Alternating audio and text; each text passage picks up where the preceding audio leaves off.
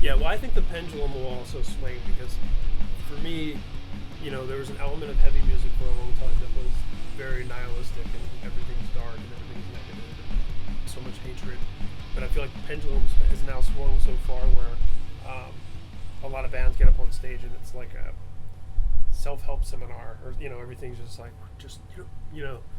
fall down, you can get back up, and somewhere in those extremes of everything sucks or everything's uplifting, you lose the nuance of like a real human experience. Yeah. And I think a lot of the things you've been talking about from your personal experience with your life, it doesn't fit a narrative that people are used to. Yeah. You're supposed to say, I was on the brink of death and everything was harrowing and horrifying, but now I've seen the light and everything's it's got to be in a box that people understand. And when you have nuance, they don't pay attention. That's why I didn't talk about what I went through for so long, because I didn't want to be the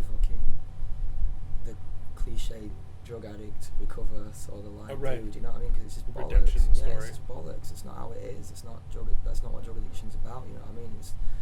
Most people in bands anyway, deal with drug addiction so arrogantly. It's like you've just been a dick your whole life by being a drug addict, and fucking now you're just making it all about yourself, you know what I mean? Like having to like make everyone's life change around you, have dry rooms, and it just pisses me off when people act like that, and that's exactly how I didn't want it to come across, you know what I mean? There was nothing glamorous about my addiction, and there's nothing glamorous about overcoming it.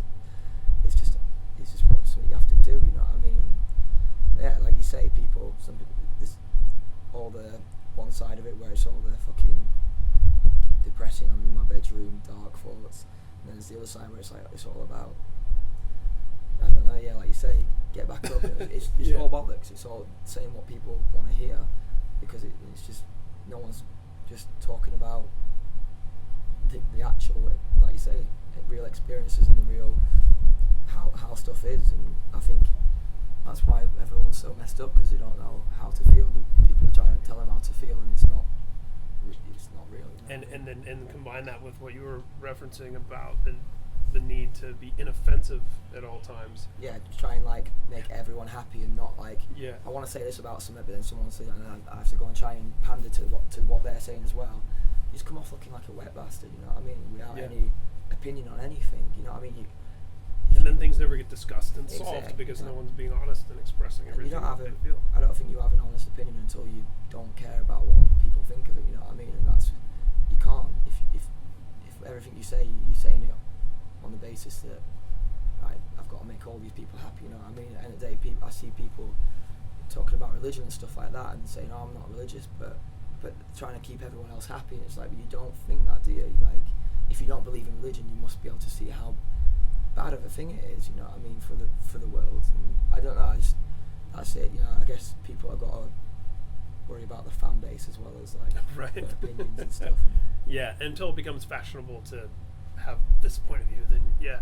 Well, I think one of the things I got to give you a lot of credit and show a lot of respect for is clearly, I think more so than at any other point in your career. I mean, you started so young.